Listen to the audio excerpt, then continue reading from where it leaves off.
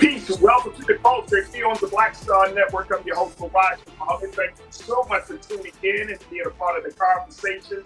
Folks, we got a great show for you on this Monday. Happy Monday. First and foremost, let's talk about a new Reuters examination shows that U.S. political leaders have slaveholder ancestors.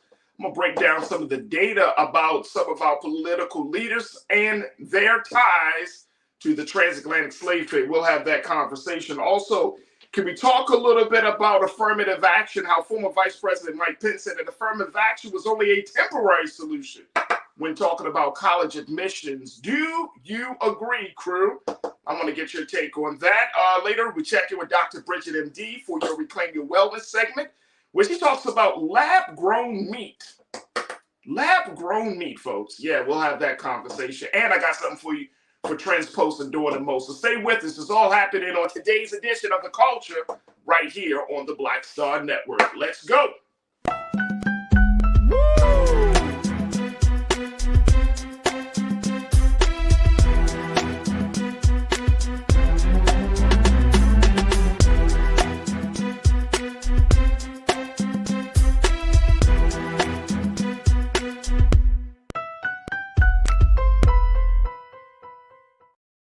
Okay, welcome to The Culture here on the Black Star Network. I'm your host, Raji Muhammad. Thank you so much for tuning in and being a part of the discussion, folks. We got a lot to talk about, so let's jump right into it. And if you are checking in, make sure you do so. If you want to jump in and be a part of the conversation, this is the only show that on any digital space, folks, where you are actually a part of the discussion. So if you want to join us today, you can do so by checking us out on YouTube as we're streaming right there. Just go under Roland Martin's YouTube page, and you can jump into the chat as we're streaming live right there. But of course, we are streaming live on Black Star Network and on Amazon News if you're checking us out on Roku TV. So we got a lot of ways for you to check out today's fantastic show. All right, big shout out to all of my culture crew that have already started jumping into the chat. I'm so happy to see you, Pauline, Jeffrey. Good afternoon, Deidre. Hey, culture crew. There it is right there. And I want to make sure that I get as many of you to jump into the conversations. All right, folks. Of course, today is the day before Independence Day, so tomorrow we won't have a show. But it got us thinking about history, especially when a couple of weeks ago we were already talking about Juneteenth. But now there is a new Reuters examination. This is the news agencies that has put out a new, I would say, some data about where we are with how far or how close we are to the great experiment, the great horrific tragedy of the transatlantic slave trade. Since, of course, as we're talking about this country's independence, you can't talk about this country's independence without talking about the enslavement of Black people that happened from all around the globe. And we saw the most serious institution of slavery happening here in the United States of America. So you can't celebrate the independence of America without talking about the oppression of a people that have yet to get under the tyranny, the oppression, the knee of this country. So I want to share with you, this came across, and I thought this was interesting. Well, I'm going to get y'all take on this, as there is a new genealogy study that was just recently done to show that U.S. political leaders actually have slaveholder ancestors. And I'm wondering, crew, should we make a big fuss about this? That's the clip from NBC News right there. But should we make a big fuss about this? Should we make a big brouhaha about this? All right, let me share with you what the report says and break down some of the data around this new study. Very, very interesting. All right, let me show you this, folks. Check this out. According to NBC News, they put it out. In researching the genealogies of America's political elite, a Reuters examination found that a fifth of members of Congress, living presidents, Supreme Court justices, and governors are direct descendants of ancestors who enslaved Black people. Among 536 members of the last sitting Congress, for example, Reuters determined at least 100 descend from slave owners. Of that group, more than a quarter of the Senate, 28 members, can trace their families to at least one slaveholder. Among those lawmakers from the 117th Congress are Democrats and Republicans alike. They include some of the most influential politicians in America: Republican Senators Mitch McConnell, Lindsey Graham, and Tom Cotton, and Democrats Elizabeth Warren, Tammy Duckworth, and Jean Shaheen. In addition, Reuters determined that President Joe Biden and every living former U.S. president except Donald Trump, what? Are direct descendants of slaveholders Jimmy Carter, George W. Bush, Bill Clinton, and through his white mother's side, Barack Obama. 2 of the 9 sitting U.S. Supreme Court justices, Amy Coney Barrett and Neil Gorsuch, also have direct ancestors who enslaved people. What? What? That's the situation, folks. What? Can you believe that? I can. When I came across this information, folks, I was a little bit blown. And then I was like, what? Donald Trump doesn't even have any ancestors that is connected to the transatlantic slaves that deal with others. This case, isn't that interesting? Well, would you look at that? All right, so here's my question, crew, as we kind of talk about what to do with this information. Should we ask these political leaders, and we know some of them will not even acknowledge this, but should there be some national conversation about this? Should there be some form of repudiation of this? So what do you do with this information now that we know that the genealogy is showing that this is the case, especially for former presidents and for Supreme Court justices? And the question is, I got it for you, crew, is how many of you are really surprised? How many of you are really surprised by this? I want you to join me in the conversation. Join me in the chat. Post your comments as we're streaming live on YouTube under Roland Martin. Go to the chat.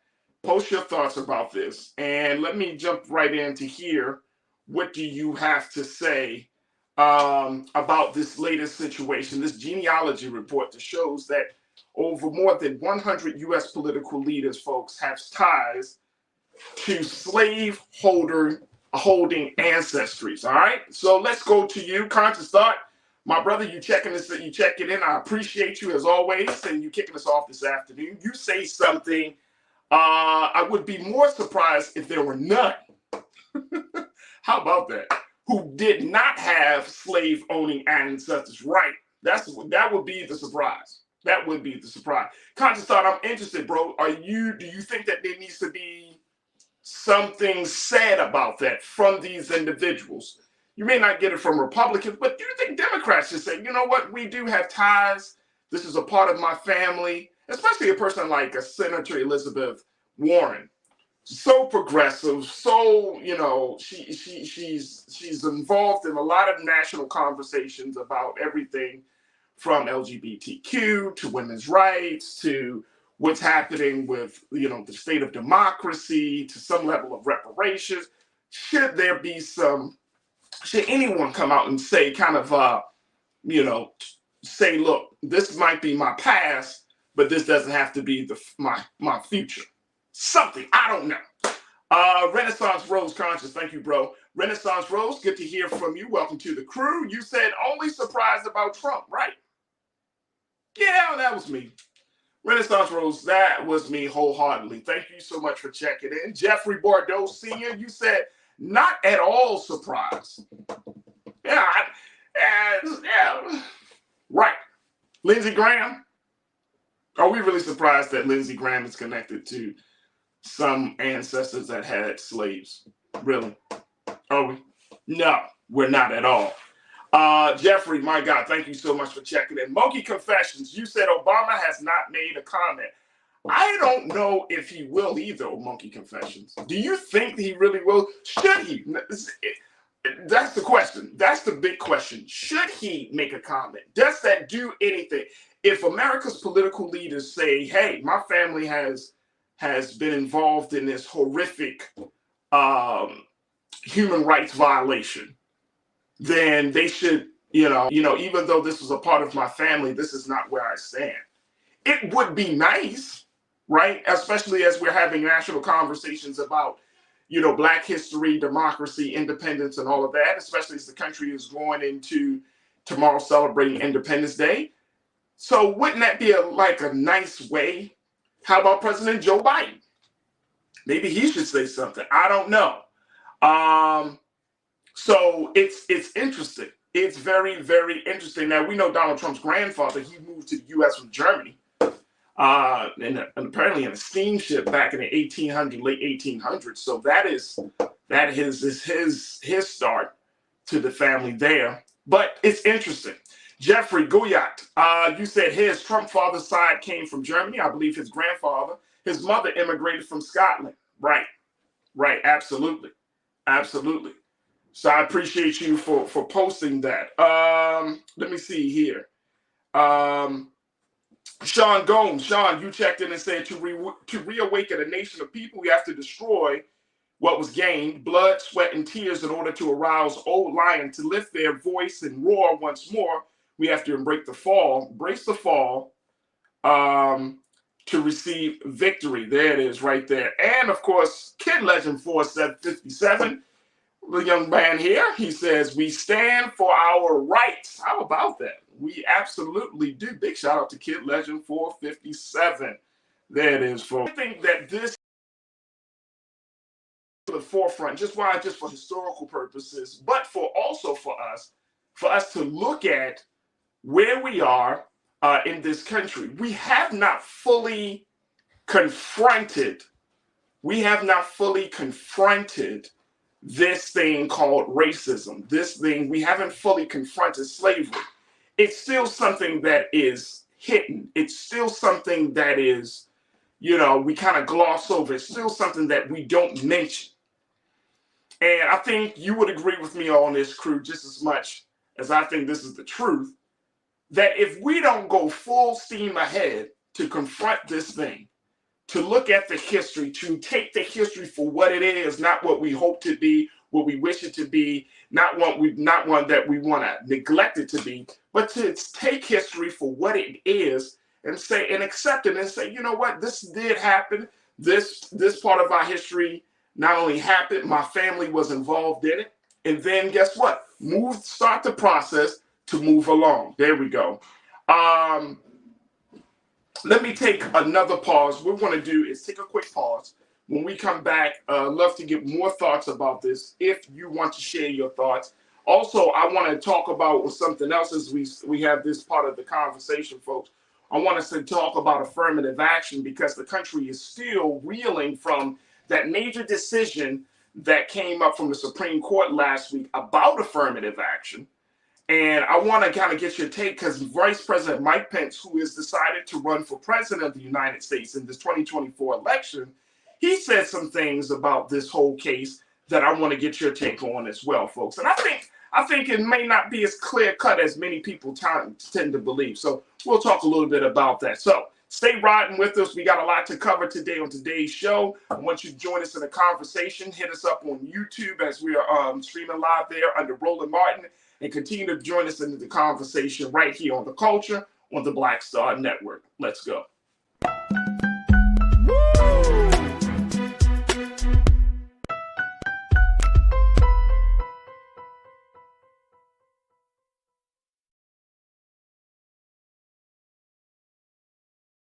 When you talk about blackness and what happens in black culture, we're about covering these things that matter to us, speaking to our issues and concerns. This is a genuine people-powered movement. There's a lot of stuff that we're not getting. You get it, and you spread the word. We wish to plead our own cause.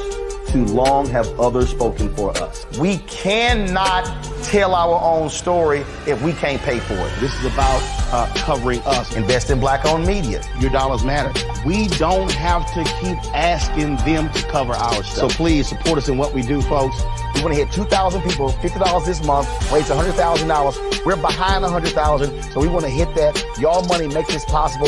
Check some money orders. Go to P.O. Box 57196, Washington, D.C. 20037-0196. The Cash App is $RM Unfiltered. PayPal is R Martin Unfiltered.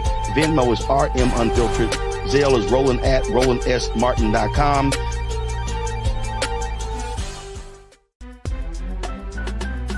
I'm Faraji Muhammad, live from LA. and this is The Culture. The Culture is a two-way conversation. You and me. We talk about the stories, politics, the good, the bad, and the downright ugly. So join our community every day at 3 p.m. Eastern and let your voice be heard. Hey, we're all in this together. So let's talk about it and see what kind of trouble we can get into. It's The Culture. Weekdays at 3, only on the Black Star Network. Folks, Black Star Network is here.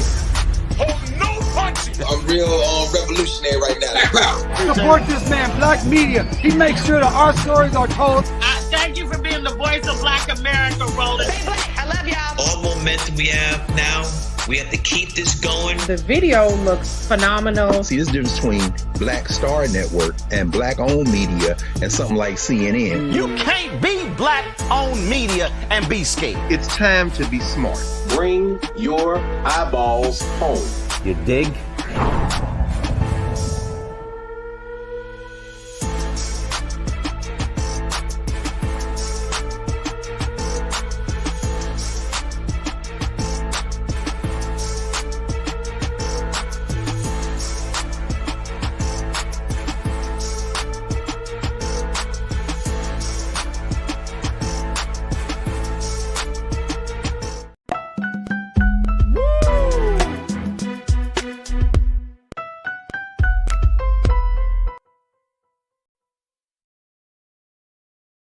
All right, folks, welcome back to The Culture here on the Black Star Network. I'm your host, Faraji Muhammad. Thank you so much for tuning in. All right, let's talk a little bit about this affirmative action situation. So many of you have been chatting about this. The country is still trying to figure out what to do next or how to really move forward from that historic decision that was made by the Supreme Court last week, where they essentially strike down affirmative action programs at the University of North Carolina, setting a new precedent.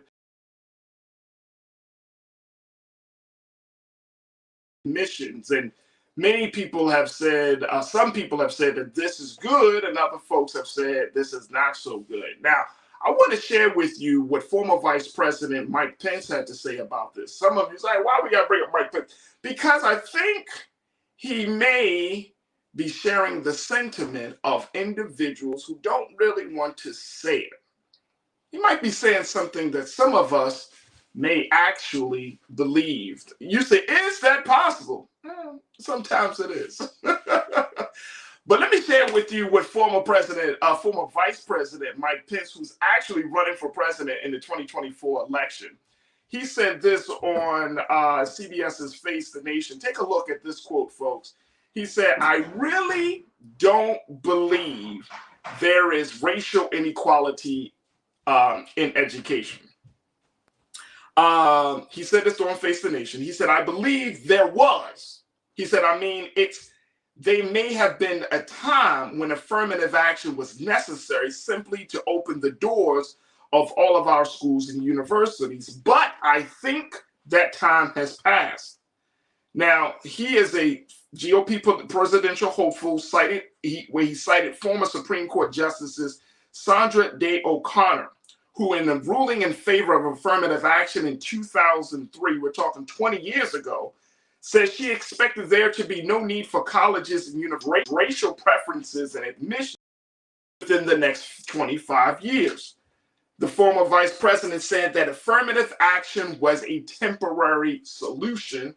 He said the fact that it has been effectively ended by the Supreme Court ahead of O'Connor's predicted timeline is a, quote, tribute to our nation and a great, great credit to the extraordinary accomplishments that minority students have had on our campuses.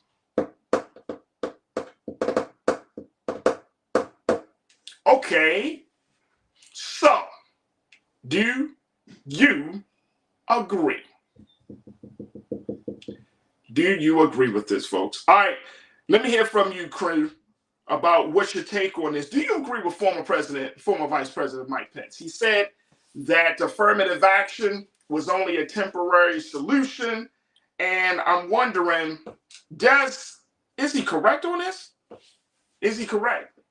Now, here's the thing. Since that decision was rendered last week, I've actually seen a number of Black folks, Black activists, community organizers, some Black leaders who said that even though it was not expected to happen, that this was a good thing that it did happen, not because of there's the possibility to continue to get students to go to HBCUs. That's Mike Pence with the fly on his head, as you recall.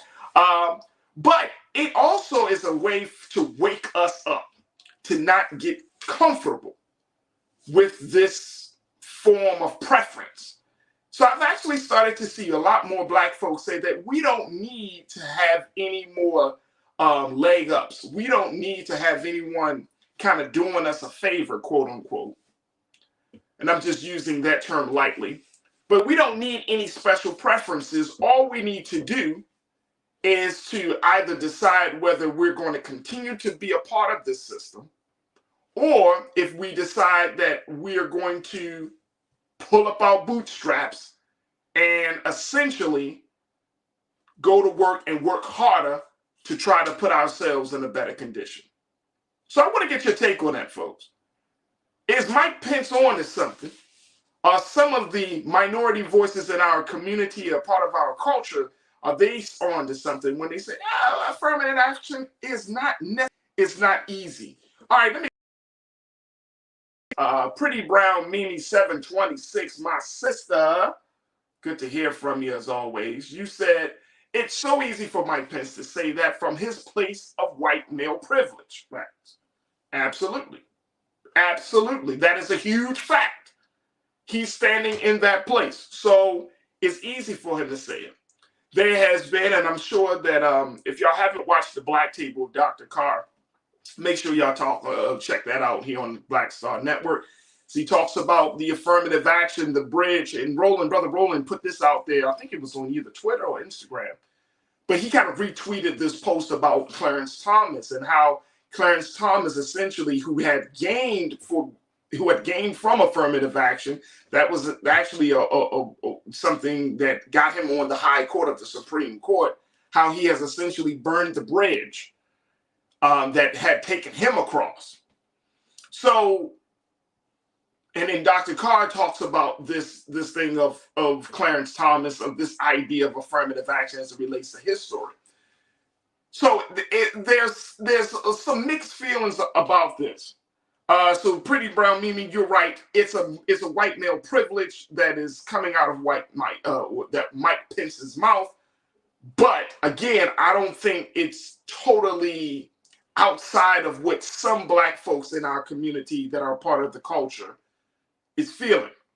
Willie Frazier, you said with the percentage of Black students, half of the percentage of the population, it looks like it's still necessary. Here's my question to you, Willie, and this is, and I'm glad that you brought this up. My question is, when do we let go, or should we ever let go of affirmative action? Will we always need a extra boost, an extra consideration, an extra preference for college admissions? Will we always need that? Now, as you pointed out, this number with the percentage of Black students, half of the percentage of the population looks like it's still necessary. Do we keep using that preference, or should we keep fighting to have that preference in place to say, okay, let's get another 25% of those students over, and then we can end it there? But it was set up as a temporary solution with a span. With this new precedent, it cut it down to, as you saw, as I mentioned, Sandra Day O'Connor, when they voted on it back in 2003, it's 2023, you're talking about 20 years. Is that enough? Or do we need another generation of time to really get our foot into the door? Now, here's the other part of this. And Willie and Mimi, I think y'all would agree with me.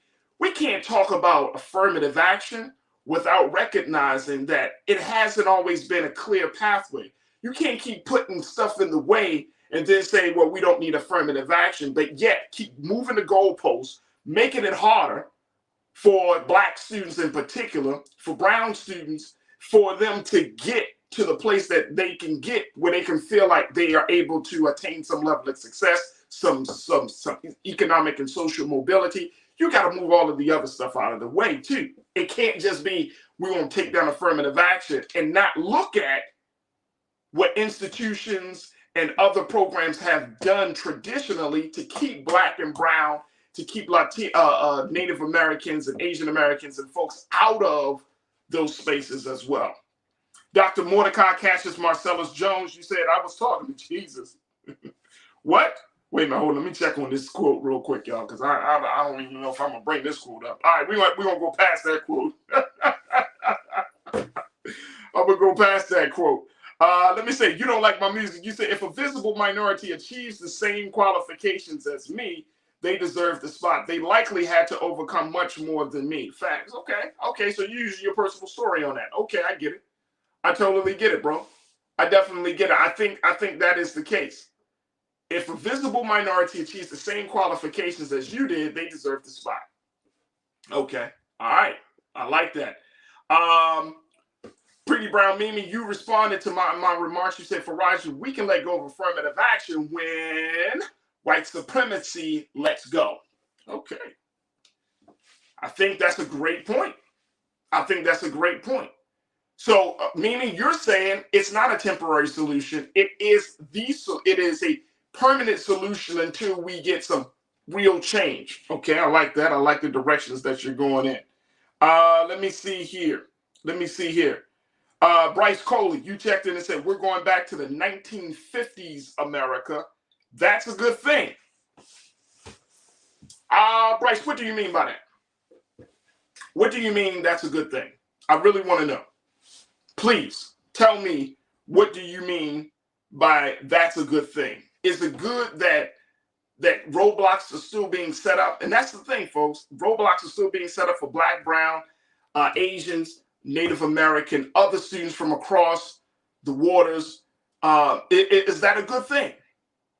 If students can't get access to quality education, and I'm talking about students that have been disenfranchised and marginalized, I'm talking about from communities that have been broken apart, I'm talking about from families that haven't had a first generation college student, families that who have contributed, whether they contributed time, their talents, their efforts to making this country as great as it is, but yet you still have people and families who have never been able to achieve higher education. That's a problem. Do you want to go back to that America? Is that the America that you're talking about being a good thing? Because 1950s America was a very racist, segregated, an America that put boundaries on people, an America that really did not show that it was moving forward in the best interest of a growing and diverse population. What are we saying here, Bryce? What are we saying? Ruben Gutierrez, you checked in. You said, my grandmother used to say, if we can't attend, they can't attend, meaning taking apart their institutions. Okay. I like how grandma's thinking. Should we force, here's my other thing on, as Ruben pointed that out. Ruben, my question is, should we continue to fight to be in places where we're not wanted? And I'm talking about in certain colleges, right?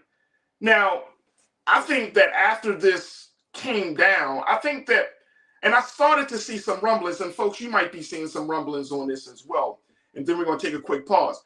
I think that we have seen, I'm starting to see some companies, some schools who are saying that they are not going to follow the Supreme Court's decision.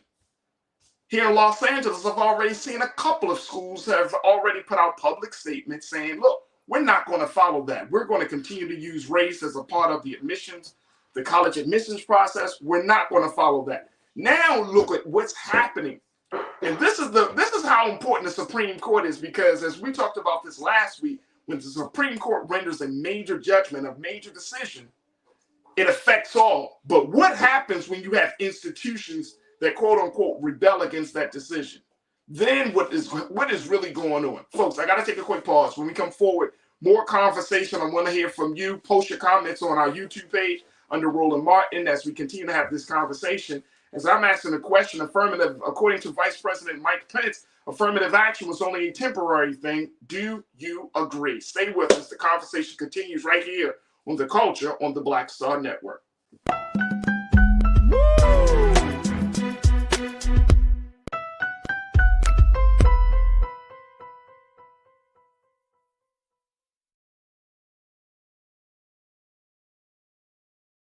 Hatred on the streets, a horrific scene, a white nationalist rally that descended into deadly violence. White people are losing their damn minds. As an angry pro-Trump mob storms the U.S. Capitol, We're about to see the rise of what I call white minority resistance. We have seen white folks in this country who simply cannot tolerate black folks voting. I think what we're seeing is the inevitable result of violent denial. This is part of American history. Every time that people of color have made progress, whether real or symbolic, there has been what Carol Anderson at Emory University calls white rage as a backlash. This is the rise of the Proud Boys and the Boogaloo Boys. America, there's going to be more of this. Here's all the Proud Boys, guys. This country is getting increasingly racist in its behaviors and its attitudes because of the fear of white people. The fear that they're taking our jobs, they're taking our resources, they're taking our women. This is white fear.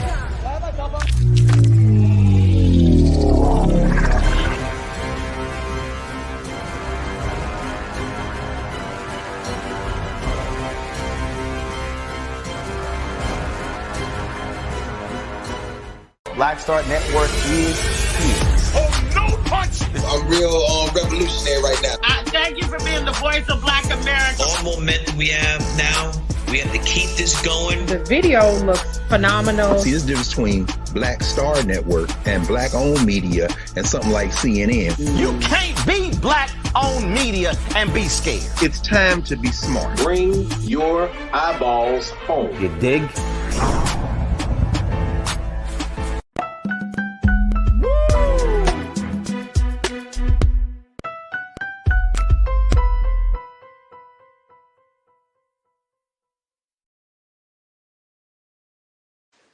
All right, folks, welcome back to The Culture here on the Black Star Network. I'm your host, Faraji Muhammad. We've been talking about affirmative action and how former Vice President Mike Pence said in a recent conversation on the CBS's Face the Nation, where he essentially said that affirmative action was a temporary solution and that he was proud and thought it was a great tribute to the court and to the country that it was effectively ended last week by the Supreme Court, and that historic case of affirmative action programs at the University of North Carolina and Harvard. So I wanted to get your take to hear what you have to say. Do you agree with the former vice president that it was a temporary solution and not a permanent solution to try to close the achievement gap, to try to make sure that Black and brown students in particular have access to quality higher education? What's your take on this as we've been talking about it? Post your comments on our YouTube page that we're streaming live right now on YouTube under Roland Martin, and let's continue the conversation. All right, let me go to Rajay. Rajay, you said it was temporary in hopes that systems would change, or should I say mindsets would change. So long as we have discrimination, we'll need affirmative action. Okay, I like the way you're going with that. I like that. As long as we have discrimination, we will have affirmative action. Yeah, that's the point that I don't think the vice president said. Now, I do get the point that if you are opening the doors, and I hope that none of us are looking at this affirmative action idea from this vantage point of as if America is doing us a favor. No, America is not doing us a favor. America owes us, because why? Our people, Black people who have come from Black people who were enslaved over 400 plus years ago in this country, right? The children of those who were enslaved should be given the opportunity to make themselves better, to make their conditions better, to make their lives better, to make sure that they have the same access to information, to education, that everyone else has access to. But we know that's not the case. So it's not like, oh, America's doing us a favor. No, America owes it, just like the conversation around reparations. This is not, oh, you just doing something out of your great benevolence. This is justice. This is what is owed to us as a result of that horrific experience of slavery that we are still suffering from to this very day, folks. To this very day, Black people have not been able to, quote unquote, shake off the remnants of what the transatlantic slave trade has done to our minds, our hearts, our spirits, our understanding of ourselves, our relationship to God. All of those things are still being shaped by that experience of the slave trade. Okay, let's go back to what you got to say. Jeffrey Gaia, you said we're falling for our enemies' talking points. Which came first and is used more, affirmative action or legacy admissions? Hence, George W. Bush didn't get into Yale and Harvard on merit. No, it's nepotism and all of those other things. So I think that to that point, you're making a point, Jeffrey, saying that, look, it has already been happening. It has already been happening. And I agree. This type of stuff has been happening for years on end. Most of your presidents came through a certain path. Even Donald Trump. Donald Trump came through a certain path because of his father's relationships, and he was able to be in those spaces. Now, did they come out to be the most noble men, the most the men with high moral value and moral character? No, not at all. Not at all. Barack Obama, former President Barack Obama, came through a path as well, but he didn't have the same type of, what's the word I'm looking for, crew? He didn't have the same type of boost that he got from his family, even though his mother was white. So, you know what I'm saying? It speaks volumes about where we are. All right, let me go back to what you got to say. Who is this? Let me make sure I'm seeing. SC Cavi. You said the only way to really change the system is to create one national standard and eliminate all forms of tracking when grades are weighted. Is that not an unfair advantage? The only way to really change the system is to create one national standard and eliminate all forms of tracking.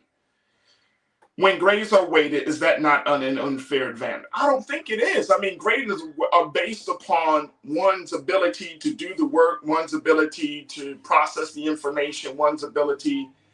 So are we saying, let me make sure I'm understanding you this on SC Cavi, that are you saying that grades should not be, the emphasis on grades should not be as great as it currently is right now? I just want to get some clarity about your statement. I think I'm understanding, but I want to definitely get some clarity. Patrick Cunningham, you checked in and said Asian students got discriminated against for years. What happened to working hard and being rewarded for the merits of your character and not the color of your skin? I mean, that's all well and good. Here, let's keep it real. Who made skin color a big deal? Was it black people or white people? I'll wait. I mean, because I want us to keep us understanding that. Who made skin color a thing? If you talk to black people today, even under all of the history, on all of the things that we have gone through, who made skin color a major problem? Was that black people or white people? I'm waiting for y'all. Crew, just let me know. I'm gonna just throw this question out there. This ain't racism. This is nothing about no hatred. And I'm talking about let's deal with the issue right here in hand. Racism happened because there is a warped, distorted, poisonous thinking called white supremacy, where one group of people think that they're more supreme and more intelligent and better than another group of people. But how did that happen? Come on, man, we got to deal with this. We really got to deal with this. We got to deal with this. Asian students suffer from the same thing. There are some Asian students who, when they come, whether they're born in this country or have immigrated to this country, They know that the best path to social, economic, and upward mobility is to fall in line with the pathway of white students. They know that. They know that. And they come to the country looking to expand. Some of them go back home across the waters and use that skill set and that knowledge. Or some of them start to really set up a whole life here. If you go to some of your major cities, whether you're from Korea, whether you're from Japan, or whatever part of Asia you may be seeing, there is a print here in Los Angeles. There is Koreatown, right? There's a print of who you are, where you come from, of your history, your heritage, and everything. You have a little small section of the city that you can say, oh, this is Koreatown. This is where my people go to bank. And I mean, here in Los Angeles, K-Town, you have banks, you have daycare centers, you have supermarkets, you have everything you need to be in a growing community. That's what we see. So Asian students, yes, they get a leg up because of the numbers, and they get a leg up because of the time that we live in it, but at the same time, they did not endure the same level of systemic oppression that Black people have suffered from. All right, let's go back to you folks. As we look at this, I'm getting so many of your comments, and I truly appreciate it. You don't like my music. My guy, you checked in and said higher education is how we interrupt intergenerational poverty. That's why it should be tuition free. Lord, I wish you were right. You don't like my music. Gosh, I wish you were right. You also posted the number one determinant of whether you go to college is whether your parents went. Poverty is passed down generationally. Yeah. Unfortunately, we're seeing more and more of that. We're seeing a lot more of that. And that's why when we have this conversation, we can't just think about, well, what has happened in the past. We can't even think about where we are presently. We have to think about the implications of this decision, the implications of this system, the implications of our condition moving forward, because do you want to burden another generation with the same nonsense, with this same mess? Do you want to pass on poverty from one generation to the next? And unfortunately, that's what Black folks, we have been forced to do, to pass this on. Some of us may have grandparents that never even completed high school, or they may have dropped out of high school at a very young age, and they had to kind of work and everything, or they never seen the inside of a college, right? And then when our parents came into existence, that our parents was the first generation college student, right? And then we had to start a new precedent. But then some of our parents may have never finished college. And so we became the first generation college students. You see what I'm saying? But you're passing this on and on generationally. Great point. Great point. You don't like my music. Sean Ryan, you said that happens all over the world through our history. People think they're more supreme from another people. It's just not whites. I'm assuming that's what you wanted to say, Sean. No, it happens, and you're absolutely right. But at some point, it has to end. We share this space called Earth with everyone, right? And so we're at a point now. We can't just say, well, we're gonna just sing a song and hope and wish that things will change. You got the poison of white supremacy, and I just want to make this point, and then we got to take another pause. But the poison of white supremacy runs so deep. It runs so deep in this country that you really have to cleanse all of us, Black, white, Asian, Latino, Native American. All of us have to be cleansed of its remnants. It hasn't been fully eliminated yet. It has to, the thinking, and that's what I'm talking about. I'm talking about the thinking.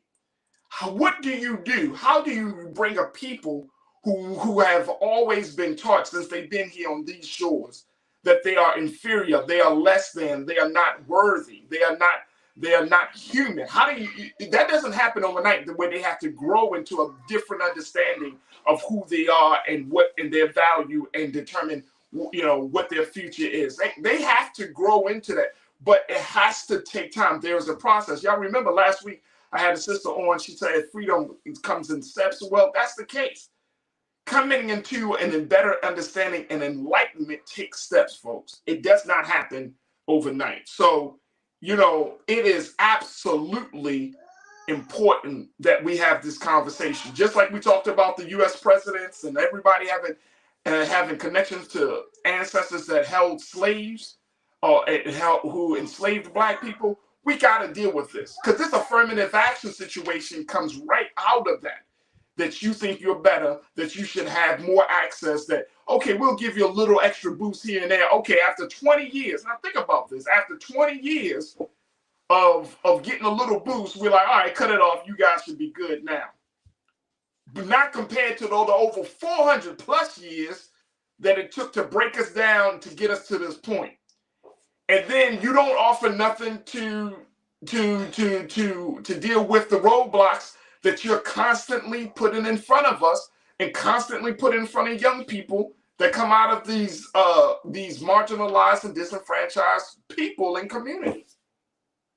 Something has to change, and it may not be affirmative action. At this point, we got to redirect our strategy. What's going to be the game plan moving forward? Since affirmative action has been struck down, then what's the next step for college admissions? We have to figure that out, folks. Look, I got to take another pause when we come forward. Let's switch gears. We're going to talk about health and wellness. We're going to be checking in with Dr. Bridget, MD, for this week's Reclaim Your Wellness segment. And she got something very interesting to talk about: lab-grown meat. Does that sound delicious? We'll see. Stay tuned. That discussion is up next here on The Culture on the Black Star Network.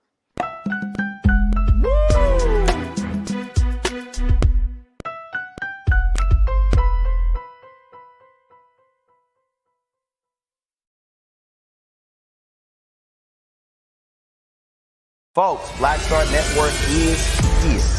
Oh, no punches! I'm real revolutionary right now. Support this man, Black Media. He makes sure that our stories are told. Thank you for being the voice of Black America, Roland. Stay Black. I love y'all. All momentum we have now, we have to keep this going. The video looks phenomenal. See, there's a difference between Black Star Network and Black-owned media and something like CNN. You can't be Black-owned media and be scared. It's time to be smart. Bring your eyeballs home. You dig?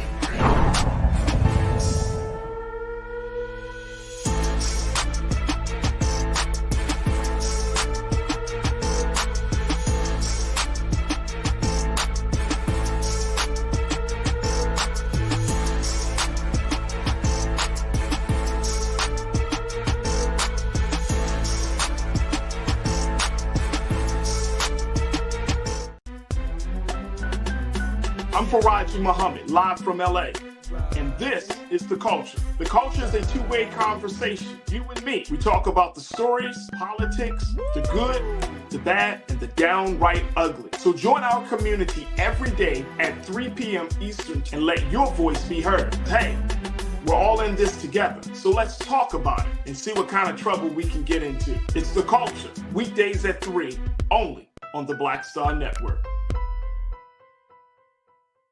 When you talk about blackness and what happens in Black culture, we're about covering these things that matter to us, speaking to our issues and concerns. This is a genuine people-powered movement. There's a lot of stuff that we're not getting. You get it, and you spread the word. We wish to plead our own cause.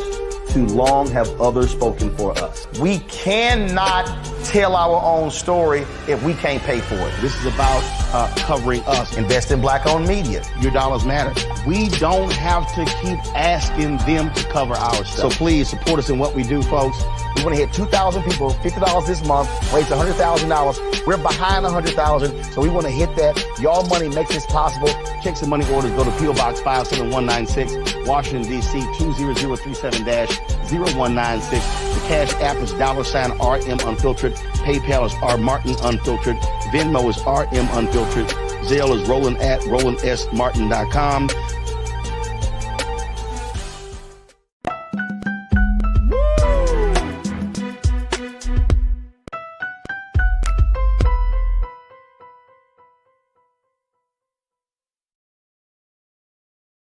All right, folks, welcome back to The Culture here on the Black Star Network. I'm your host, Faraji Muhammad. Thank you so much for tuning into today's show. Man, oh man, we have been having some great conversations. And more importantly, folks, I appreciate all of you for joining us in the chat as we're streaming live right now on YouTube under Roland Martin. Just go to YouTube right now, see us stream live. That's where the chat for The Culture Crew is happening, a robust conversation about the discussions. This is the only show, folks, that I'm telling you that we bring your comments to the forefront of the conversation where you can be a part of the discussion like no other show on any other digital platform, digital space. So that's the beauty of the culture here that I really want to hear from you. We talk to so many talking heads sometimes that it kind of gets in the way of what you're actually thinking, what you're seeing, and your experience. So your voice, your words, your comments, your questions matter the most. So join us in the Culture Crew as we're chatting right now on YouTube. We're streaming on blackstarnetwork.com. And of course, we're streaming on Amazon News if you are looking at us through Roku TV. All right, folks, let's jump back into the show. It is Monday. And of course, every Monday, we got to just do a wellness check to see where we are as we coming out of the weekend and got all these other things happening. So today, we got another great conversation lined up for you for your Reclaim Your Wellness segment with Dr. Bridget, MD.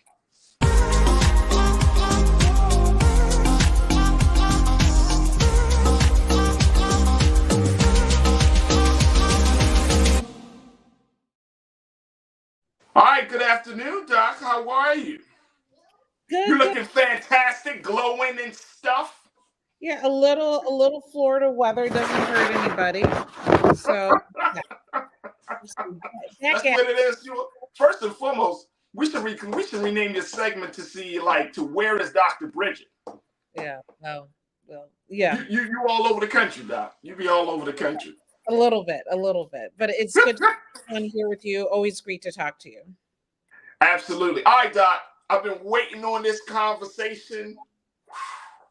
I'm trying to figure this thing out. All right, can I just lay out the base of it? Come on. All right. So Doc brought it to my attention, y'all, that she's seeing something that's happening in the health food space that is coming out of the laboratory. Mm-hmm. I'm gonna just say this one more time. We're talking about health food that's coming out the lab. Okay, it's called lab-grown meat, folks. And it has been officially given the go-ahead to be sold to the American public. Take a look at this. This is coming from CNN, man. And Doc, I'm trying to be open-minded. I'm really trying over here. I'm trying. Look, you're talking to one. I was a vegetarian for 20 years. I went vegan for 2.5 years, about 2 years. I went back to eating meat. But I was just like, I don't know. All right, here's the thing with CNN. There are two companies, crew, that are really on the forefront of this new phenomenon of lab-grown meat. One of them is Good Meat, which is owned by plant-based egg substitute maker Eat Just. They said that production is starting immediately on this new form of meat. Is cultivated or lab-grown meat is grown in a giant vat, much like what you would find at a beer brewery. Now, Good Meat, along with another company called Upside, said they had received approvals for labels for its product from the USDA. In March, Good Meat said it had received a so-called no questions letter from the FDA. That letter states that the administration is satisfied that the product is safe to sell in the United States. The FDA issued a similar letter to Upside Foods in November.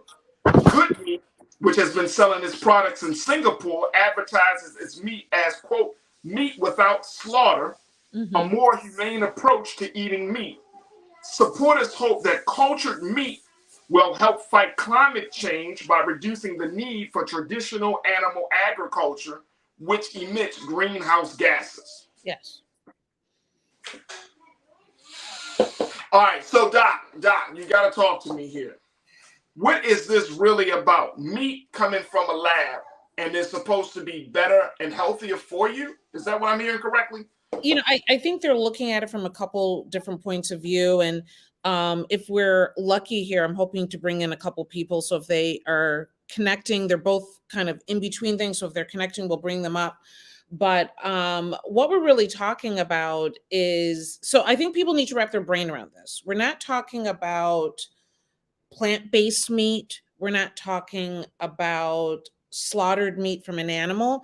We're talking about getting cells, putting them into a vat, growing muscle in a lab, in a beer vat, basically. And that is the meat that it is real meat, but it is not coming directly from an animal.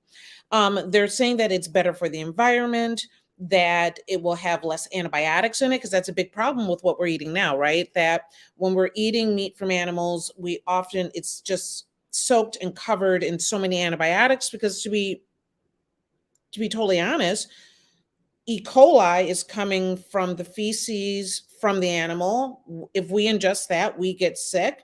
So what do? We just cover the meat with antibiotics so we're not getting sick, whatever that may mean.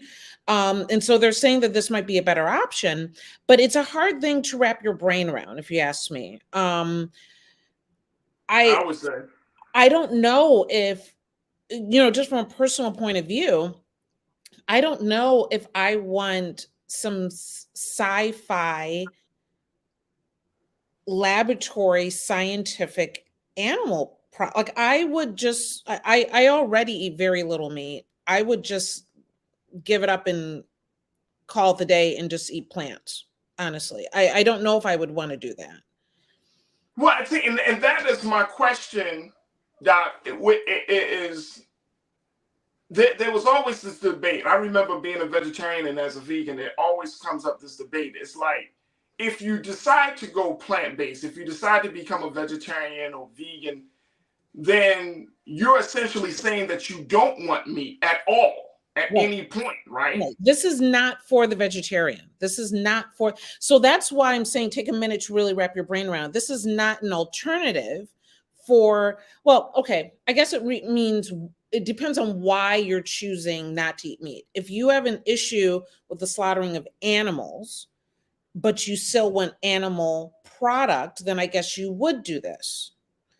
If you have a problem just eating flesh, then this probably isn't for you any more than an animal product was. Okay, so that's probably the distinction. Okay, some people just don't like the idea of how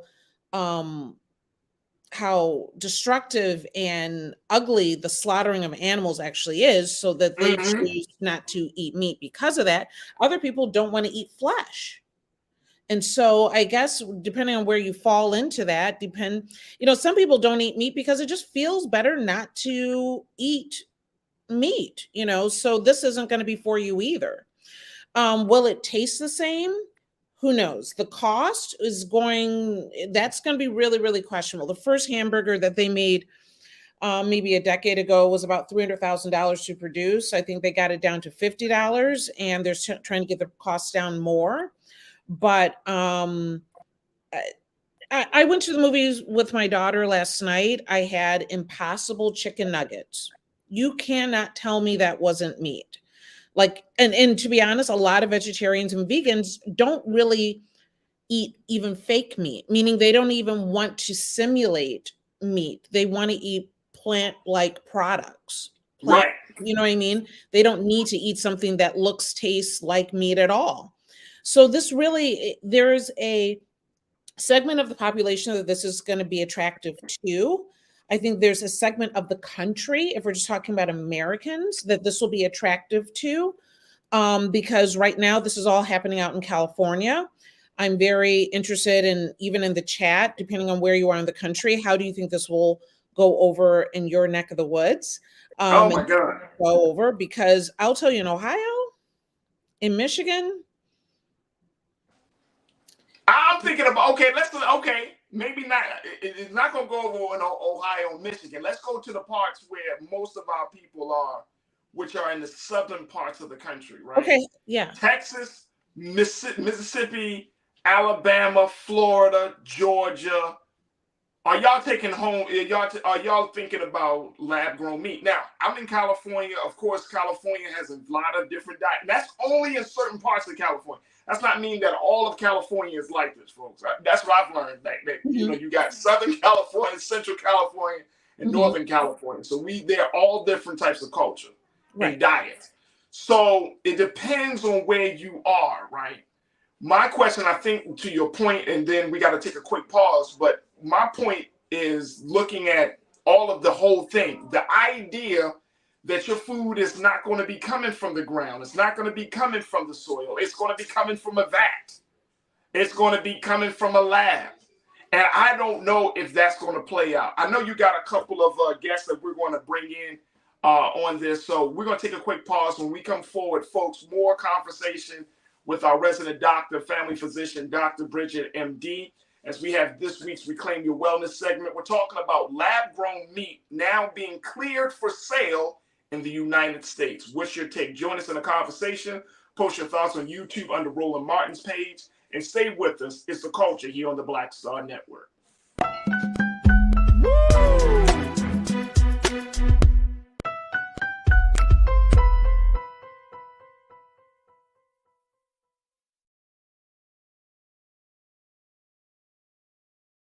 Black Star Network is here. Oh, no punch! I'm real revolutionary right now. Thank you for being the voice of Black America. All momentum we have now, we have to keep this going. The video looks phenomenal. See, this difference between Black Star Network and black-owned media and something like CNN. You can't be black-owned media and be scared. It's time to be smart. Bring your eyeballs home. You dig?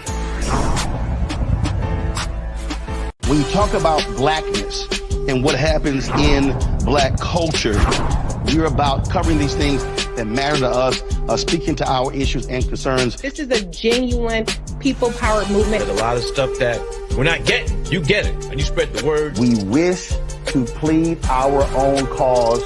Too long have others spoken for us. We cannot tell our own story if we can't pay for it. This is about covering us. Invest in black-owned media. Your dollars matter. We don't have to keep asking them to cover our stuff. So please support us in what we do, folks. We want to hit 2,000 people, $50 this month, raise $100,000. We're behind 100,000, so we want to hit that. Your money makes this possible. Checks and money orders go to P.O. Box 57196, Washington, D.C. 20036-0196. The Cash App is $RM Unfiltered. PayPal is R Martin Unfiltered. Venmo is RM Unfiltered. Zelle is Roland at RolandSMartin.com.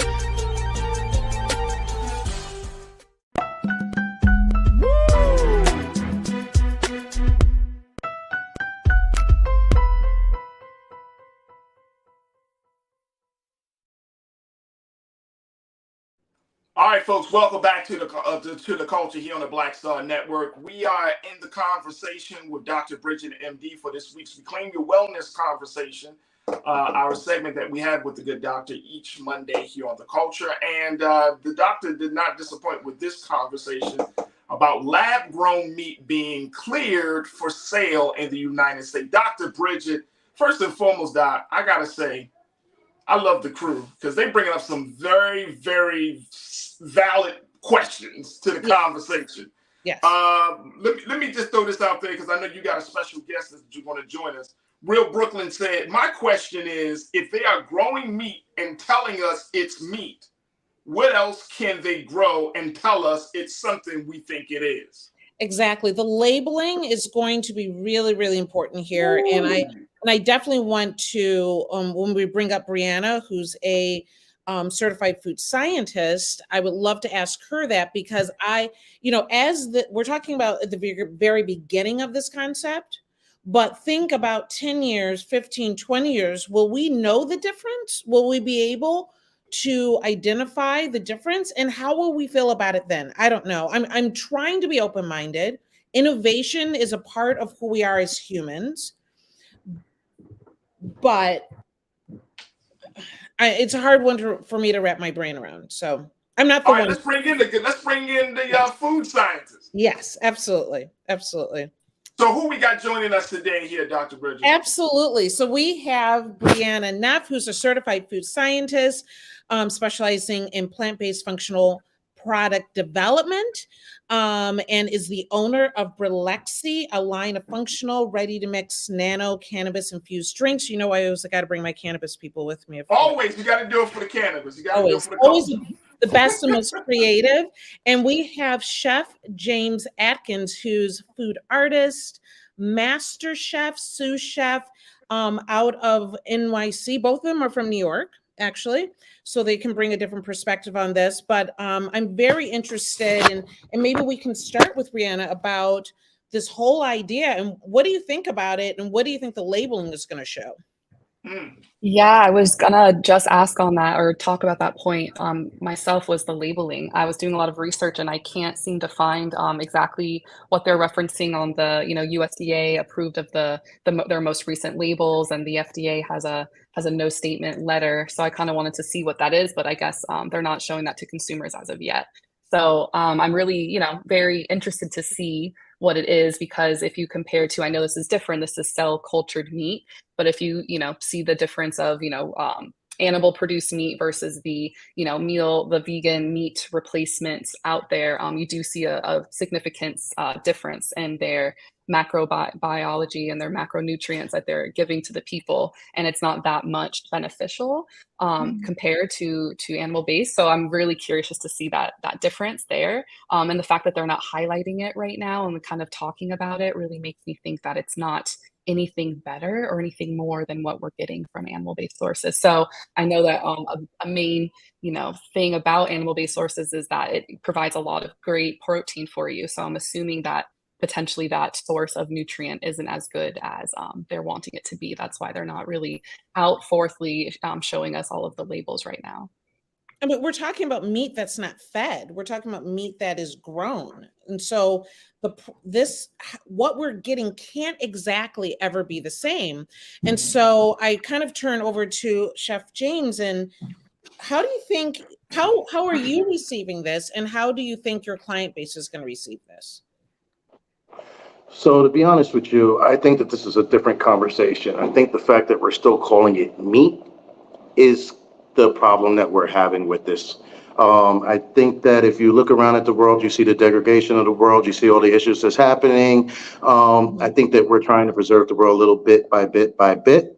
Now, don't get me wrong, I'm just playing devil's advocate, because to be honest with you, I also have an issue or find it questionable the impossibles and those concepts of TVP, the textured vegetable protein, so on and so forth. But if it's providing substantial nutrients that sustains life, same thing as a protein drink, as Gatorades with electrolytes, I think if we look at it both ways, right? So now we're providing our body with nutrients that's necessary, right? I think the thought of us recreating proteins or consumables in a lab is what's the questionable part, right? But we don't question it when it comes to antibiotics. We don't question it to all the nutritional facts on labels.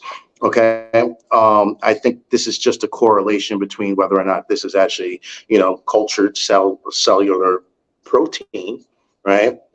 But when we were watching Star Trek and then food was coming out of a replicator, everybody thought that was cool and said that was going to be the future. I think this is just us taking steps towards the next generation.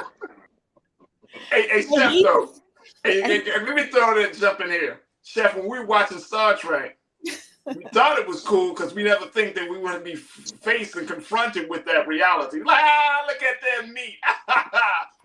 Yes. Yeah. No, honest to God, right? Like there are plenty of people in the chat right now that I know are those Star Trek, Star Wars fans, loved every second of it, been trying to live that life and waiting for it. And now it is here. Now it is here. Now what do you have to say about it, right?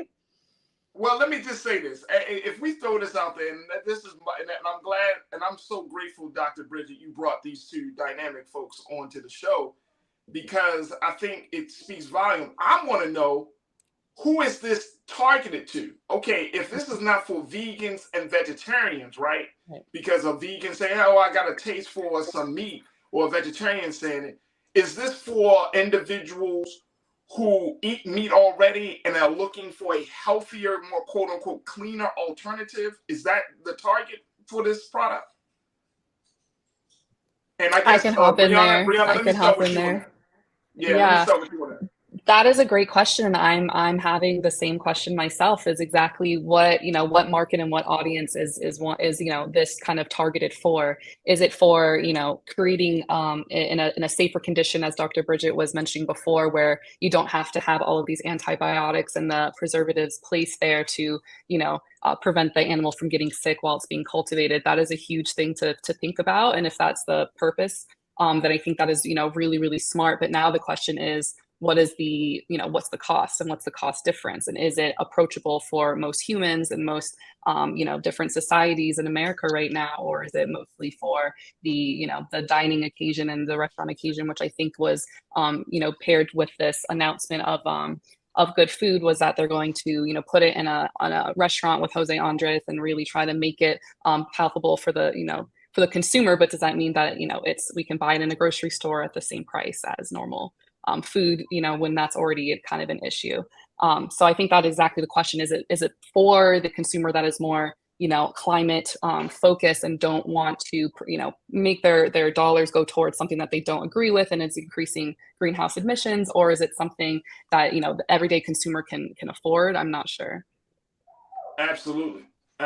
And I know, Brianna, and then Dr. Bridget, I'm going to throw it back to you, but I know that in both Jewish faith and in Islam, there's a term called halal, where if an animal is killed, it is not killed in a state of fear. It's not killed in a state of panic. And that, because that energy, if you're killing an animal in fear and panic, you will start to consume that energy. There are a lot of folks in both of those communities who's like, no, I want my meat to be at peace when they are being killed.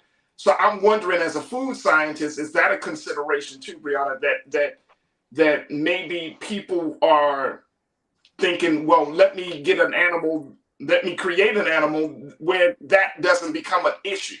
But it's not an animal. It's not an animal. Like, it's not an issue. That's true. It's not an animal, but you know what I'm saying? You know what I mean? But yeah, you're absolutely right. But I mean, I think people want to know, I'm wondering if people are asking for this alternative, or is this just a money grab situation by Good Food and Upside Foods? Yeah.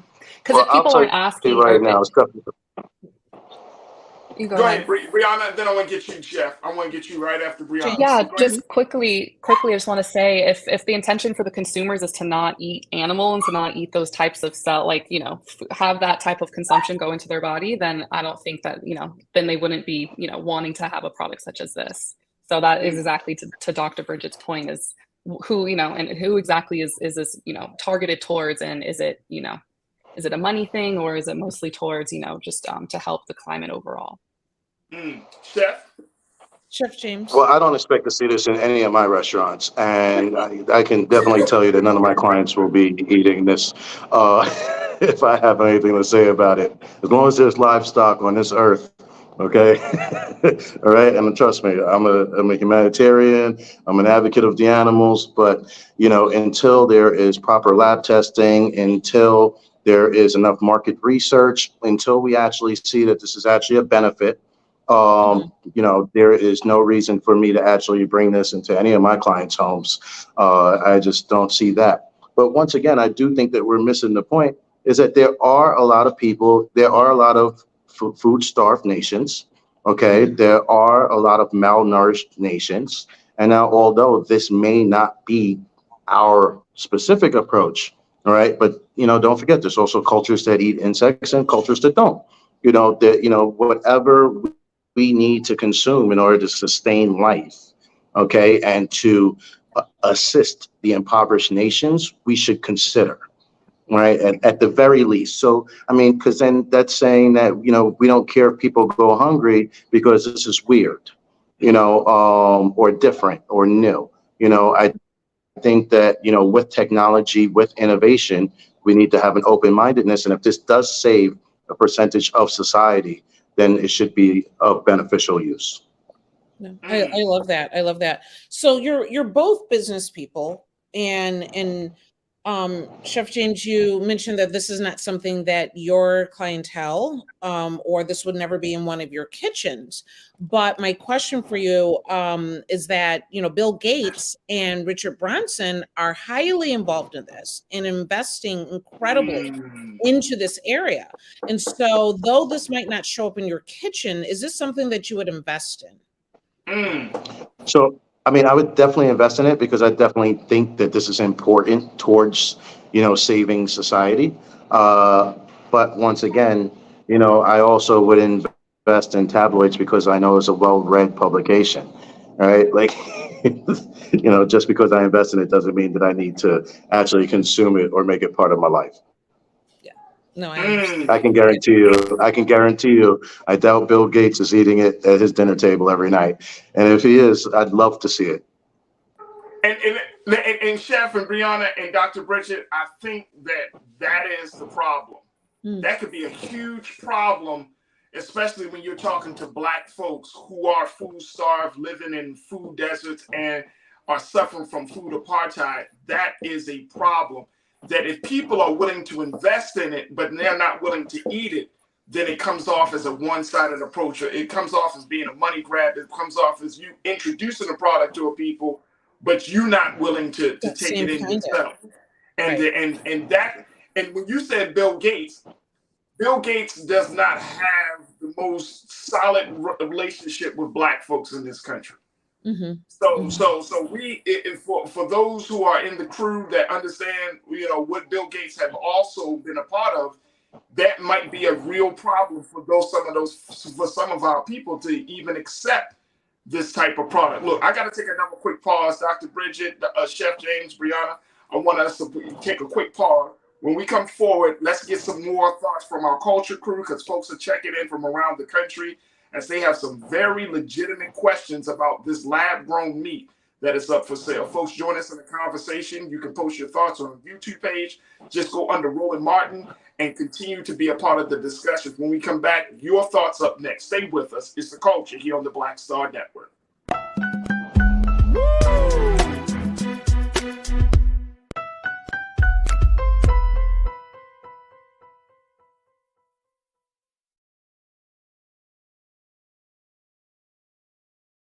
Hatred on the streets, a horrific scene, a white nationalist rally that descended into deadly violence. White people are losing their damn minds. As an angry pro-Trump mob storms the U.S. Capitol, we're about to see the rise of what I call white minority resistance. We have seen white folks in this country who simply cannot tolerate Black folks voting. I think what we're seeing is the inevitable result of violent denial. This is part of American history. Every time that people of color have made progress, whether real or symbolic, there has been what Carol Anderson at Emory University calls white rage as a backlash. This is the rise of the Proud Boys and the Boogaloo Boys. America, there's going to be more of this. Here's all the Proud Boys, guys. This country is getting increasingly racist in its behaviors and its attitudes because of the fear of white people. The fear that they're taking our jobs, they're taking our resources, they're taking our women. This is white fear.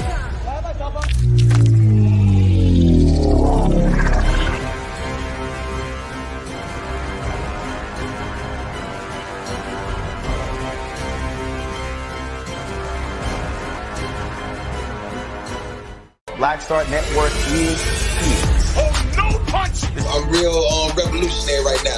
Thank you for being the voice of Black America. All momentum we have now, we have to keep this going. The video looks phenomenal. See, there's a difference between Black Star Network and Black-owned media and something like CNN. You can't be Black-owned media and be scared. It's time to be smart. Bring your eyeballs home. You dig?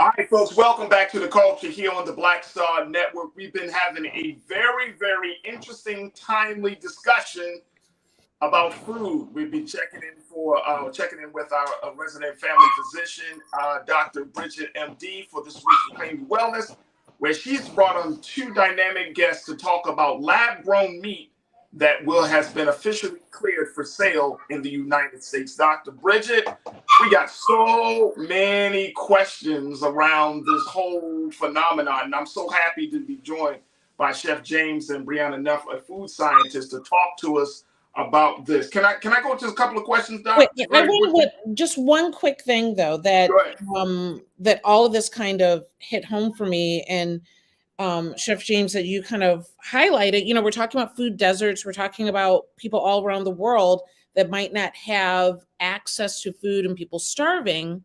We're talking about billionaires that are investing, but probably may or may not be eating it. And the first thing that I went to was the Tuskegee experiment. Well, that we're talking about providing something to people that are unlike the people that are creating this or investing in it, that it's not for them, but they're doing it for other people, and that we end up being the experiment.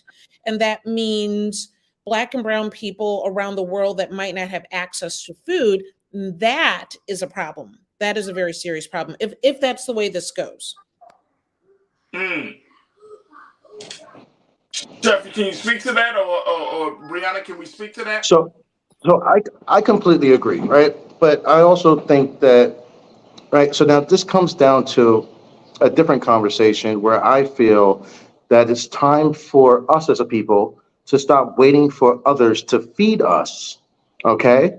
And for us to create innovation, change, development, processes so that we can preserve and protect our culture, okay? Because, I mean, you know, we do have a history of being lab rats, which is quite unfortunate. And it's, you know, it's extremely disappointing. But, you know, I also, if I have my hand out and I'm given something, if it's not something that I want, you know, I had my hand out instead of going out and taking care of it myself. And I think as a people, it's very important for us to actually really start, you know, bringing together, you know, groups like, you know, Brianna, the food scientist, and myself, and coming up with our own solutions. And I think Chef and Brianna and Dr. Bridget, that's the place that we have to have. That there has to be like a clearinghouse. I'm not sure if this already exists. So Brianna and Chef Atkins, y'all let me know. But where are the food scientists, the chefs, the culinary cuisine artists, and all of those folks that work in the food industry to look at something like this and say, all right, this might not be the best move for Black people because of where we are with our health and wellness, because of what it has, you know, like you said, Dr. Bridget, what has already transpired over these past 100 years with experiments with food and medicine and everything. Like, are there individuals that we can turn to that can help us to navigate through this? Because look, as much as some of us might say, oh man, this just sounds crazy, this sounds wild, a lot of our people are not tuned in, like, into this show or to this platform. If once this stuff starts hitting the shelves of grocery stores around the country, if it meets a certain price point, if it looks real enough that people are going to say, oh, let me try this out, just like Beyond Meat and Impossible Burgers and all of the other alternative products out there, people are going to start consuming. And then all they have to do is start getting influencers and then vegan and the healthy food space and say, look, I'm eating whatever this new lab meat is. You should be too. It has this benefit and that benefit. There's going to be a whole campaign around this. So is there a group of folks that we can turn to give us some good guidance on something like this? Faraji, I think that's you. I think that's what we're doing. I think I think it's you providing the opportunities. It's us having these conversations and making sure that we're getting it out to other people. And like I said, I don't want to create a narrative that this is horrible. I don't know yet. I know I'm cautious. There might be really great things about this. I don't know. But I walk very gingerly into this area. And then if it does, my first thought that this was going to be aimed at the very rich, to be totally honest with you. But if it's the opposite, then I am very, very apprehensive about how this might go.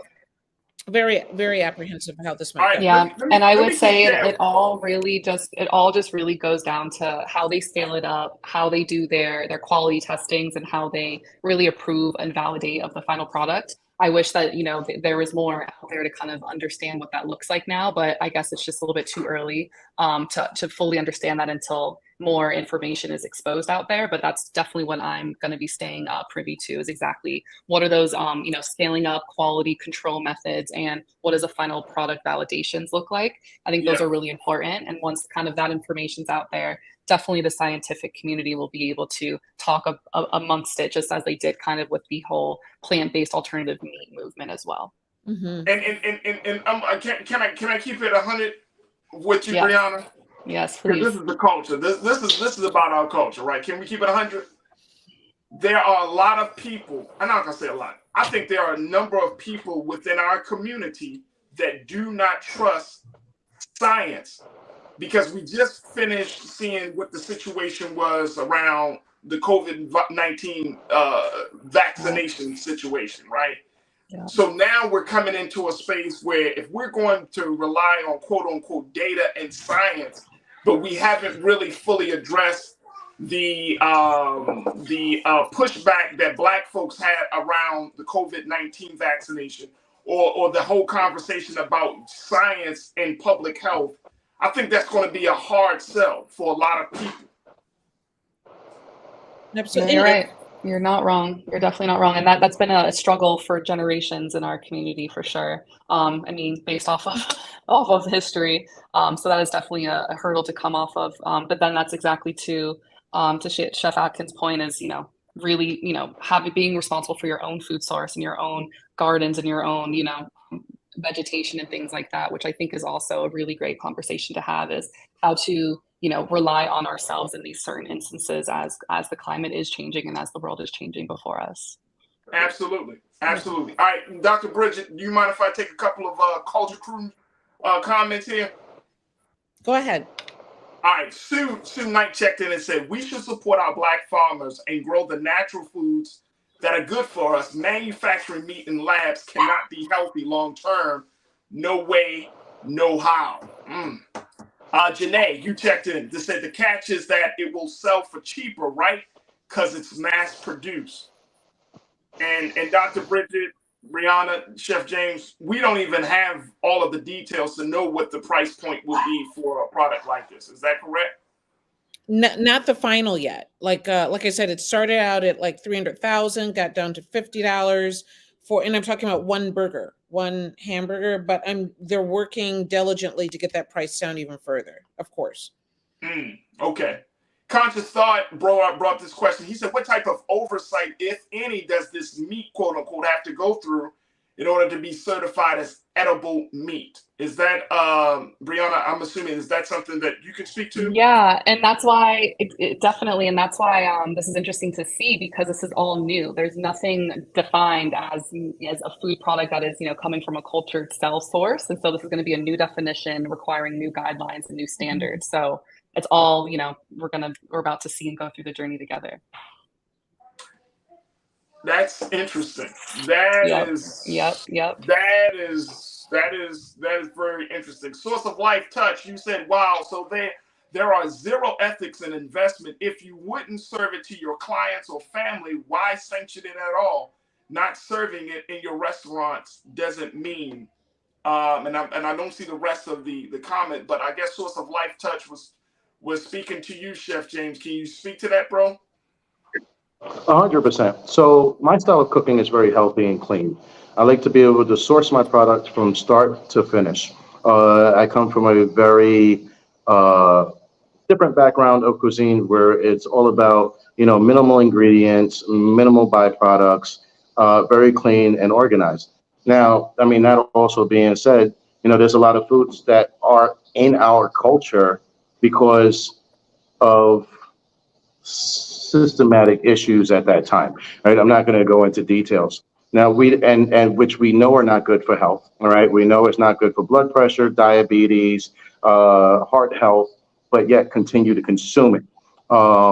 So what I'm saying, as far as won't be able to serve it to my clients, is because my clients have a very specific protocol of diet that they consume, which we have strayed from. And I think it's important to get back in our community, proper diet plans, proper consumption sizes, and like really understanding how this machine that we live in operates and the best fuel for it.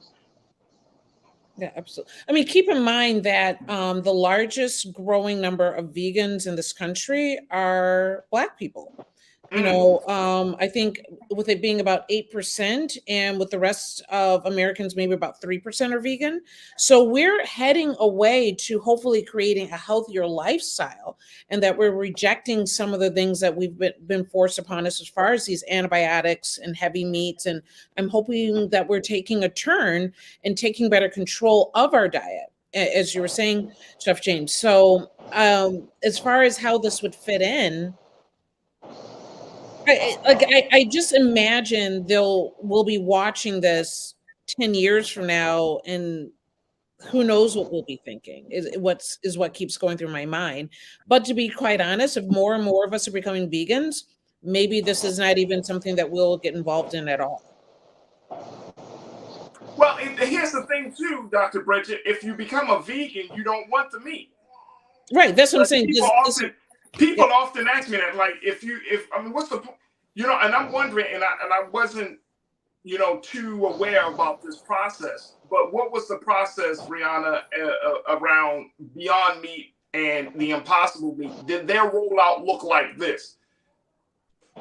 Yes, there was a lot of education and new experiments that they had to look into and to set new standards for something like this. There wasn't something as complex as their like hemoglobin, plant-based, cell that was replicant of the animal cell until they created it. And so once they did, then they worked really closely with USDA and their other certification organization bodies to thus get to the standards that is acceptable. But again, when something is as new and novel and innovative as this, there's two sides to a coin. And again, it's really good advancements in technology, but then that always comes with, looking at historical data and then just making sure that it is consistent with what you are seeing. My only fear here with anything that new that comes into the food system is, again, we love innovation, and that's how we steer and bring and drive change to the future. But definitely that also coming with a rigorous testing system and a standard system to really make sure that the quality is up to par, and that we're not, giving, consequently just any bad side effects that we didn't foresee in the beginning. If we have that all set and we have those nice protocols in place, I think that there is nothing, harmful that could be happening. But without those standards in place and without us testing it through time, then again, I just take this, with a gingerly approach, as Dr. Bridget was saying. Absolutely. I know we got to take another quick pause, family. When we come forward, I want us to get some closing remarks around this, because this is very, very interesting. There's still a lot of questions, folks. We want you to join us in the conversation as we've been talking to Dr. Bridget, MD, and her very special guest about lab-grown meat being cleared for sale in the United States. What are your thoughts? What's your take? Join us. You can post your comments on our YouTube chat under Roland Martin's page and be a part of the discussion. Stay with us, folks. A lot more coming at you in the final few minutes of the culture here on the Black Star Network.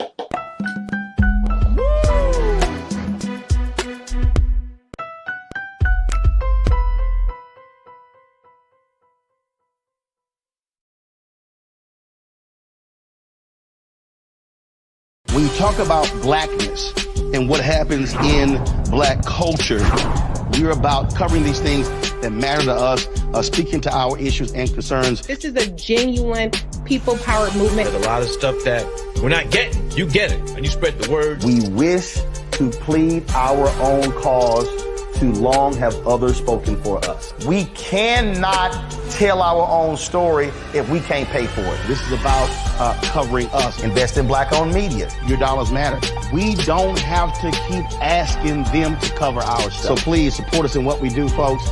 We want to hit 2,000 people, $50 this month, raise $100,000. We're behind 100,000, so we want to hit that. Y'all money makes this possible. Checks and money orders go to P.O. Box 57196, Washington, D.C. 20037-0196. The Cash App is $RM Unfiltered. PayPal is R Martin Unfiltered. Venmo is RM Unfiltered. Zelle is roland@rolandsmartin.com.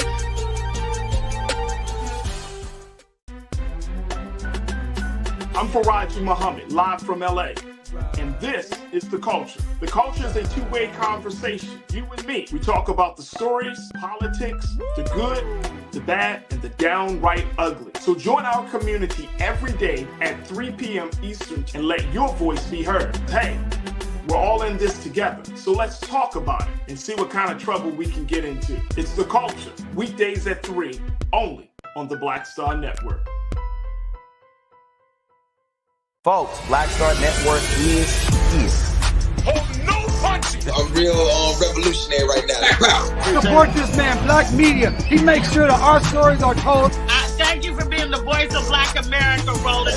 I love y'all. All momentum we have now, we have to keep this going. The video looks phenomenal. See, this difference between Black Star Network and black-owned media and something like CNN. You can't be black-owned media and be scared. It's time to be smart. Bring your eyeballs home. You dig?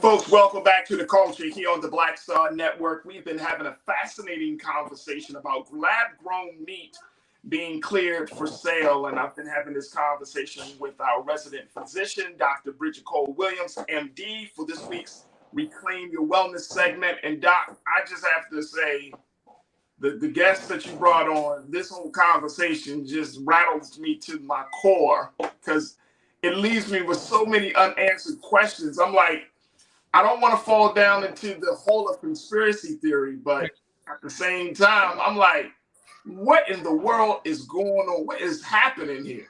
Like, are we at this point with our food that we're so, are we mad at our food here? Are we just disgruntled with the choices? I mean, the food situation in this country is huge. Well, I live in LA, so this is like considered to be a food capital of the world. But I know that the conversation about food and Black people in this country is an ongoing conversation, and I think that it's now with the rise of veganism, vegetarianism, with the rise of gluten-free eaters, you got lactose intolerant, you got people who are pescatarian.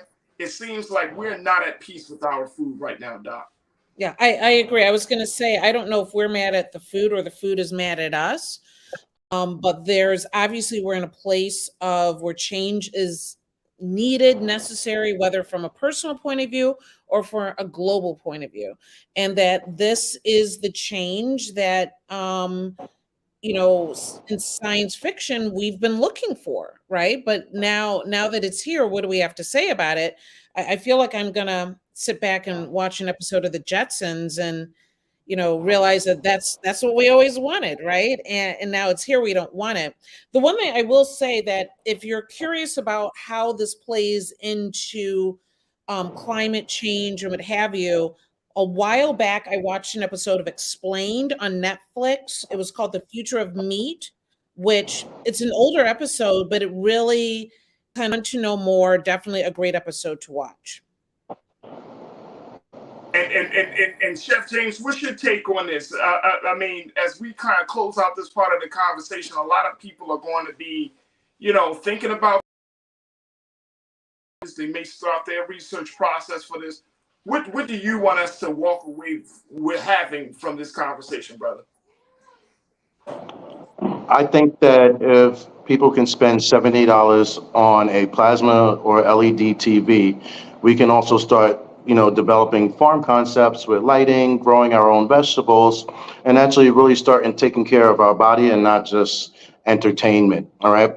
I think that, the shock value of these kind of situations that pop up cause us to think about these things.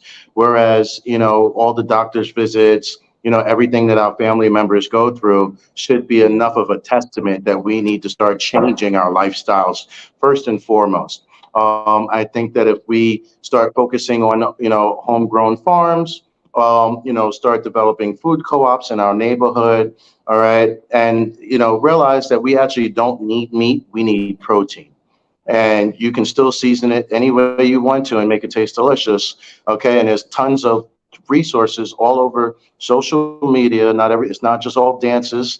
There are chefs out there that are doing healthy food and healthy living. Absolutely, absolutely. And I appreciate your expertise on this conversation. Brianna, let's talk about where do we go from here? I mean, in terms of navigating the space, especially when it comes to marketing to our people, when it comes to the packaging of our people, when things are homemade, all organic, fresh grown, straight from the source, all of these type of things. This type of stuff can throw people off. This type of stuff can really put us in a place where we may not know exactly what we're consuming. So how do we navigate through this as we move forward in a space where we're looking at a lab-grown meat alternative? Yeah, I always recommend consumers to read the back of your label. It's really great to see that that's how the consumer and the market is changing. And, you're seeing more natural-based foods and natural-based ingredients are really being highlighted instead of using, like food coloring. Now we have like spinach in there, for example. So that being said, the market is moving that way. And so fortunately enough, we're able to see more of those different, more naturally formulated processed foods are now, introducing into the grocery market more and more, especially post-COVID as well. So I would just definitely recommend, looking into your food sources, really trying to get as least minimally as processed as possible. Now, again, that's hard when these, more naturally produced foods that are from farms are more expensive than the ones that you see in the grocery stores. But that being said, because of the consumers like ourselves are demanding for more upfront sources of ingredients that they understand on their labels, then thus the large CPG companies are then having to produce it and to create it for consumer demand. And so then now that's why we're seeing more naturally sourced ingredients and clean label ingredients in the food in the grocery store. So I would just recommend to continue on that path and to really scrutinize your label, and also just to look into, more cleaner sources of food if you can. Oh, absolutely. Dr. Bridget, this is fascinating. Absolutely. I'm blown away right now. I'm blown away. I think it leaves us for having us. Absolutely. I think it leaves us with so much to think about. Yeah. And like you said, even with so much colon cancer that affects our community, and that if we had healthier diets, there's a certain amount of that we could avoid. So that's one thing. The other thing is that with all of us being in some aspect of the plant-based industry, that I know a lot of people that spend a lot of money growing cannabis plants in their closet and don't have a tomato plant. You know what I'm saying? And so if we're willing to buy the lamps and risk, in some places it's legal, in some places it's not, if you're willing to go all out to have a cannabis plant in your closet, you spend a lot of money sometimes making sure that it's grown in the most, natural, pesticide-free way. Throw some collard greens in there. Throw some other plants in there, and think about, if you're about plant medicine, then you should be growing a little bit more than weed. You're trying to get up into somebody's business model now, Doc. I'm trying to get in people's closets right now. So go figure. All right, very quickly, we got like a minute left, Doc. Yes. And to Brianna and to Chef James, what resources would y'all recommend for our people to check out? Because I know that there's going to be a great interest in not just in this piece of lab-grown meats, but just in general, like just to see this whole process. Are there some places that we can go to have some solid information, get a better understanding of where the food industry is going from this point forward? Go ahead, Chef James, go ahead. So I would definitely say, look up chefs that are doing healthy concepts, healthy meal preps, and recipes, and even just these home cooking magazines. There's some really great advocates out there that are doing some really amazing fun things with simple food. Sounds good. Shoot. I'm gonna follow journals such as like the Institute of Food Technologists and the Journal of Food Science as well. They have really riveting studies of new things just like this, and so that helps me keep myself privy to all of the different food safety standards that are now set. But definitely that would have a resource of exactly where this is going and what the landscape could look like in the future. Sounds awesome. Institute of Food Technology. I love it. Dr. Bridget, you got the final word. What's your take? I definitely say create accountability, that it doesn't take a lot to get started in the space. And you heard, great resources from these two experts, but what it takes is consistency.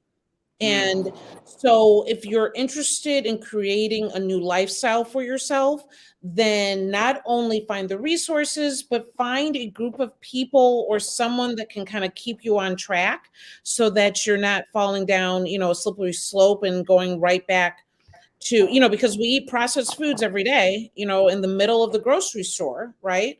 And so people that can help keep you on track and making good choices, know your health condition so that you know what you need to be looking at, work with herbalists, and find support. There it is. Dr. Bridget, MD, Brianna Neft, and and Chef James Atkins, thank you all for being a part of this conversation. I know a lot of people have truly enjoyed the discussion, and I'm just so grateful that the three of you decided to have this conversation on this show on our platform of the Black Star Network. Thank you so much. I'd love to bring you all back on very, very soon. Of course, Doc, we'll see you next week, God willing. Absolutely. And I'll be on Instagram Live tonight at 5:30. There it is. After chat, talking about this some more, folks. Make sure y'all follow Dr. Bridget on all social media platforms, on Instagram page, and then other social media for all that latest information. Folks, we got to take a final pause. When we come back, give you an update on trends, posts, and doing the most. Stay with us. It's The Culture on the Black Star Network. We feel the hidden impacts of climate change that land harder in Black, Brown, and Native communities. Not many people talk about it because they clearly don't know our lives. But with President Biden's landmark infrastructure and climate plans, our issues are finally seen. Removing lead pipes means we know our water is safe. Cutting carbon pollution helps our kids breathe easier. 1.5 million new jobs means stable work in communities. The impact we need right now. Hatred on the streets, a horrific scene, a white nationalist rally that descended into deadly violence. White people are losing their damn minds.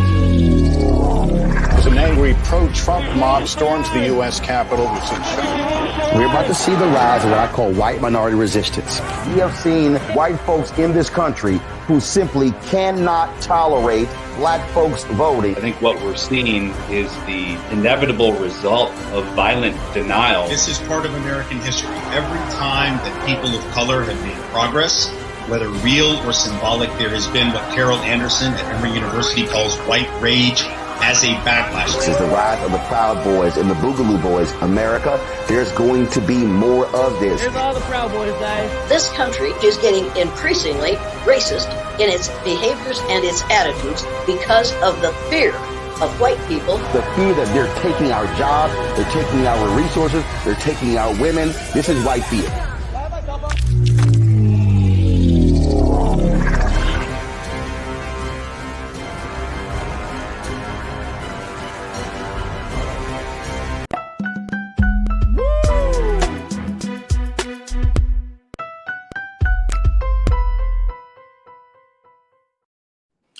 right, folks, very quickly for trends, posts, and doing the most. If you have not heard, Tyler Perry has become a man that will help and save our seniors. He posted a video of a 93-year-old black homemaker who is being put under pressure to move out of her home for a major development. And this is something that has gotten to Tyler Perry, and he has decided to pledge his support for keeping our 93-year-old grandmother in her home. Definitely check out his Instagram post where he talks about the story of, let me make sure I get her name correctly here. He talks about her story, our 93-year-old homeowner who has been trying to get pushed out. Miss Josephine Wright, she's refusing to leave her South Carolina home, which has been in her family since the Civil War. Tyler Perry said, Miss Wright, we are going to support you. Tell us whatever you need. If you did not know, Tyler Perry has always come to the support and to the rescue of our seniors. He actually donated $750,000 in February to help prevent the displacement of low-income seniors in Atlanta. And so he is doing his part to make sure that those who have laid the groundwork for us is taken care of. So big shout out to Tyler Perry. Definitely check him out on his IG page about the story of Miss Josephine Wright. Folks, that's going to do it for us. I thank each and every one of you. I thank Dr. Bridget. I thank Chef James Atkin. And I thank Brianna Neff for being a part of the conversation crew. Thank you so much. Do your due diligence. Show your support for Black Star Network. Go to our website today at blackstarnetwork.com, blackstarnetwork.com. And also make sure you download the app for free. Give your money to help us to continue to fuel this movement on this platform, because your dollars, your cents makes all the difference in the world. And make sure that you continue to tell your family and friends about us, because that helps us a lot to get the word out there about this Black-owned media platform. So go to blackstarnetwork.com, follow us on social media. Also follow me on social media at The Real Faraji on Twitter. on Instagram and at Faraji on Twitter. And I would love to connect with you. Stay tuned. Up next at 6 p.m. Eastern Standard Time is Roland Martin Unfiltered. As always, never be afraid to challenge what's wrong. Stand for what's right while being yourself in the process. God willing, we'll see each other on Wednesday. I hope and pray that you have a safe holiday, spending with your time with your family and friends, and get to know a little bit of that Black history behind 4th of July as well. But God willing, we'll reconnect on Wednesday for another exciting edition of The Culture right here on the Black Star Network. Peace.